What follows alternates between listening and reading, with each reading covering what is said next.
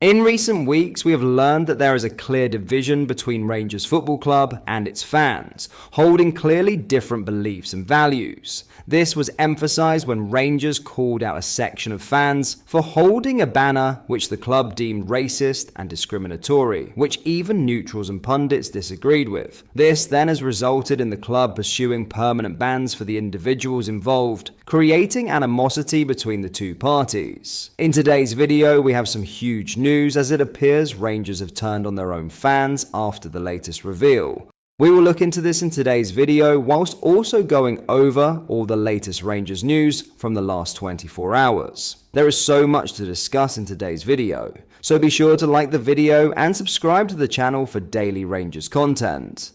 But first, as discussions around restructuring the Scottish Professional Football League continue to gain momentum, Rangers coach Neil McCann has shared his thoughts on the potential shift from a 12-team top flight to a 10-team league. The current format, which has been in place since the 2000 to 2001 season, sees 12 clubs split into a top and bottom 6 after 33 rounds of matches, with a total of 38 games played each season. However, talks at senior levels have explored alternative structures to address issues such as fixture congestion created by the increased number of European matches and financial distribution. McCann, a seasoned figure in Scottish football, and currently on Barry Ferguson's interim management team at Rangers, has expressed his preference for a larger league, emphasising the opportunities it could create for young players and the overall competitiveness of the game.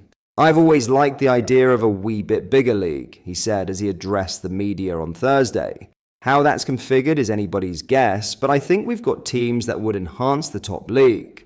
The former Rangers winger believes that expanding the Scottish Premiership could address some of the perceived issues with the current format, such as the so-called dead rubber matches that occur late in the season. McCann argues that even these games can serve a purpose, whether by providing opportunities for young players to gain experience, increasing the number of relegation spots, or introducing a playoff position. "There's ways of trying to find a middle ground," he added. One of McCann's key arguments for a larger league, whether that be 14 or 16 teams, is the potential to nurture young talent. He believes that a bigger league could reduce the fear factor that currently exists, giving clubs more freedom to integrate talented players into their first team squads, something that could also help Steve Clarke's national team in the long term. "The most important thing, if it was bigger, is I see it being more opportunity for young boys to be cut in, because maybe it would take away a lot of the fear factor that exists right now," he explained.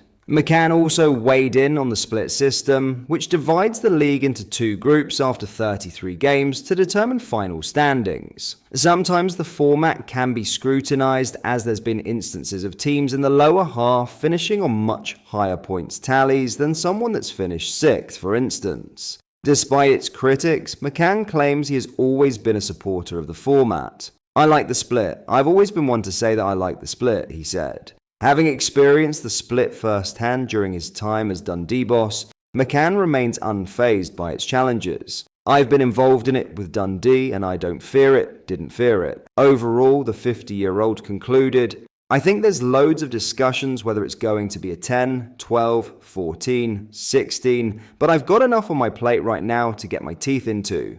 The potential restructuring of the SPFL is not without its complexities, particularly regarding financial distribution. Last year, the SPFL announced a record turnover of £44 million, with over £33 million awarded to clubs. Premiership clubs received the lion's share, raising questions about how a new league structure would impact revenue sharing. Additionally, discussions have included the possibility of redistributing UEFA solidarity payments, which currently benefit Premiership clubs not involved in European competitions.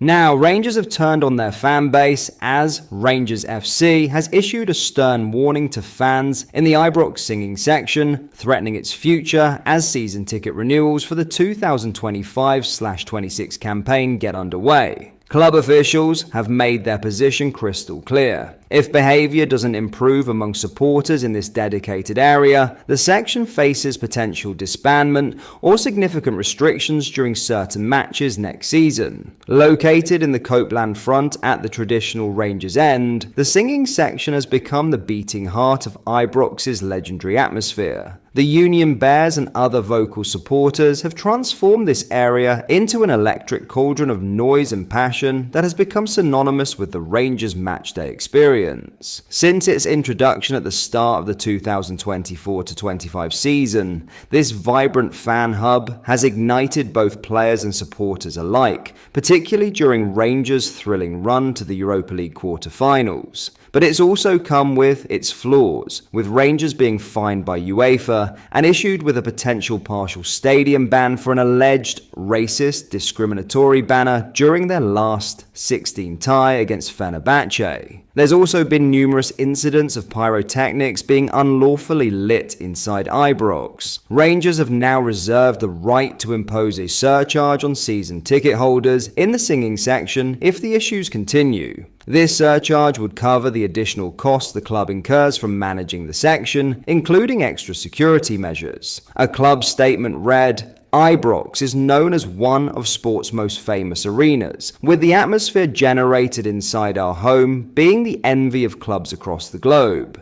To further enhance that wonderful atmosphere, since the beginning of the 2024-25 season, Rangers has provided a dedicated singing section located in the Copeland front at the traditional Rangers End of Ibrox Stadium. And the noise and colour generated there can only be of benefit to Rangers teams into the future. Rangers remains committed to providing a singing section in the Copeland front for the forthcoming 2025-26 season. However, the singing section also presents the club with heightened security, safety, and regulatory concerns. The issues of concern impact the match-going experience for other supporters and have financial and reputational consequences for the club. Accordingly, for the remainder of this season, the club will be monitoring the operation of the singing section and the behaviours of groups and individuals who frequent it. If the issues of concern continue, the club may reluctantly conclude that it is necessary to withdraw the singing section for season 2025-26 for certain matches, or indefinitely if deemed necessary for the safety of our supporters and or for the benefit of the club.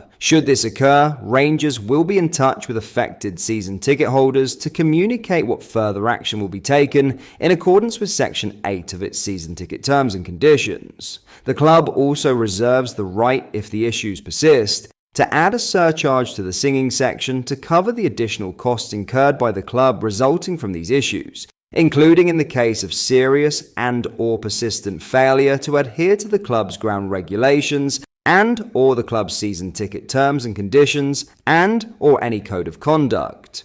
Rangers has engaged with some constituents of the singing section on its operation and will consult with others in due course. All supporters located in the singing section will be invited to collaborate on a code of conduct for the area to be introduced for the new season. The club would also like to remind supporters of the importance of upholding the same behavioural standards expected of Rangers supporters at Ibrox in attending away matches both domestically and in Europe. But that is all for today's video. Thank you for watching. I hope you did enjoy. If you did, please drop a like on the video and subscribe to the channel for daily Rangers content. We post all the latest Rangers news every single day, so make sure you join our fast-growing community so you never miss out. Thank you. I'll see you in the next video.